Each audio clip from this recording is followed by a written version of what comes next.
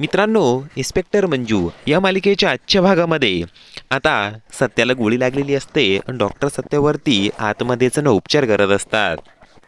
मंजूनेच सत्यावरती गोळी झाडली आहे हे मायाला माहिती असतं आणि मंजूसुद्धा सत्याच्या बचावासाठी त्या ठिकाणी आलेली असते आणि मायाची तळपायाची आग मंजूला पाहून मस्तकात जाते आणि ती बोलू लागते, तूच आहे माझ्या मुलाची खुनी.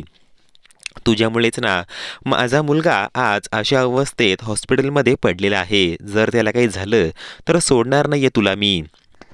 मंजू हात जोडून मायाची माफी मागू लागते. बोलू लागते की मम्मी साहेब, मान्य मला माझ्याकडून गोळी झाडली गेली सत्यावरती, परंतु हे चुकून झालंय मम्मी.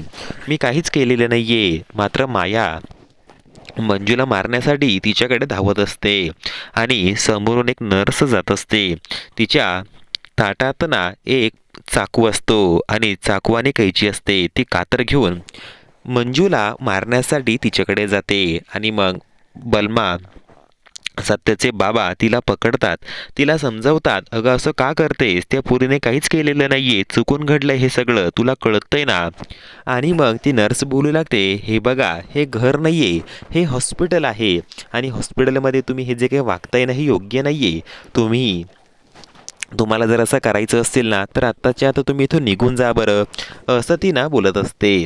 तर आता इकडे सत्यजित आतमध्ये असतो म्हणून माया एकदम असं ना वेडेवाणी वागत असते. जयदेव बोलत असतो, आता भांडण करणं योग्य आहे का आपल्या सत्यासाठी? देवाकडे प्रार्थना करणं योग्य आहे. तर ती बोलते, आता माझा सत्य मला सर्वात जास्त महत्त्वाचा आहे. सत्याच्या छातीमध्ये जी काही गोळी लागलेली असते ना, डॉक्टर ती गोळी आता बाहेर काढत असतात. मंजू हे सगळं समोरच्या खिडकीतून ना बघत असते आणि समोरच्या मंदिरात आता मंजू जाते. देवासमोर मंजू आता हात जोडून उभी राहते. ती आता बोलू लागते की देवा, अरे काय चालवलंय हे सगळं तू?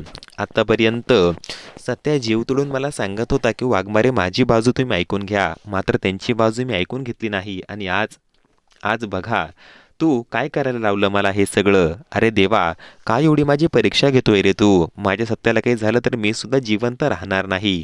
तुला माहिती आहे ना सत्याचा माझ्यावर किती जीव आहे आणि मीही त्याच्यावरती किती प्रेम करते. पुढे चालून आता डॉक्टर उपचार करत असताना त्याच्या छातीतून गोळी बाहेर काढतात. तोच सत्याचा श्वास तिथेच ना थांबून जातो आणि मंदिरापुढे लावलेला जो दिवा असतो ना तो सुद्धा विझून जातो. मंजू धावत पळत आता सत्याकडे ICU रूममध्ये येते. डॉक्टरांचंही ना उपचार करणं बंद झालेलं असतं. त्या मशीनमध्येही सत्याच्या पल्स काही दिसत नाही आणि मंजू आता बोलू लागते, डॉक्टर काय चाललंय तुमचं? तुम्ही का काही करत नाहीये? अहो बघा, सत्या डोळे बंद करून बसलाय माझा. अहो त्याला त्रास होत असेल ना, लवकरात लवकर माझ्या सत्याला बरं करा, उपचार करा तुम्ही त्याच्यावरती. बोला ना. अहो डॉक्टर बोला, माझ्या सत्याला काय झालंय? मात्र सत्या काही रिस्पॉन्स देत नाही. डॉक्टर बोलतो, चला ह्या वेड्या झाल्या आता. पुढे चालून आता डॉक्टरना बाहेर येतात. डॉक्टर बाहेर येतात, सर्वजण आता बाहेर येऊन स डॉक्टरना जा विचारू लागतात. डॉक्टर बोला, डॉक्टर काय झाले? सत्या बरा झाले ना? सत्या ठीक आहे ना? बोला ना डॉक्टर. तर आता डॉक्टर बोलू लागतो, आय एम सो सॉरी, खूप प्रयत्न केले आम्ही आम्ही वाचू नाही शकलो त्यांना. जेव्हा तो असं बोलतो ना तेव्हा इकडे सर्वांना धक्का बसतो. माया जोरजोरात आता रडू लागते. तिथे सर्वच जणांच्या डोळ्यांमध्ये सत्यासाठी पाणी आलेलं असतं. जयदेव ही आईला सांभाळत असतो. सत्याचे बाबा यांना तर विश्वासच बसत नाही की त्यांचा सत्या, त्यांचा वाघ त्यांना सोडून निघून गेला. माया डॉक्टरांच्या पाया पडू लागते. बोलू लागते, डॉक्टर काहीही करा, माझ्या सत्याला वाचवा. हवं तर मी तुमच्या पाया पडते, काहीही करा. तर आता बाबाही बोलू लागतो, हो आपण दुसऱ्या डॉक्टरांकडे दुसऱ्या डॉक्टरांना बोलवायचं का? डॉक्टर तुम्ही पुन्हा एकदा चेक करा. तो नुसता आमचा सत्य नाही आहे तर साताऱ्याचा वाघ आहे तो. त्याला खूप जणांची गरज आहे. प्लीज तुम्ही त्याला पुन्हा एकदा चेक करा. अमित बोलू लागतो, ज्याने सत्याचा जीव घेतला असेल त्याला सोडायचं नाही आता. अख्ख्या साताऱ्यामध्ये दंगा घालायचा आपण. आता बाबा बलमा अमितला अडवतात.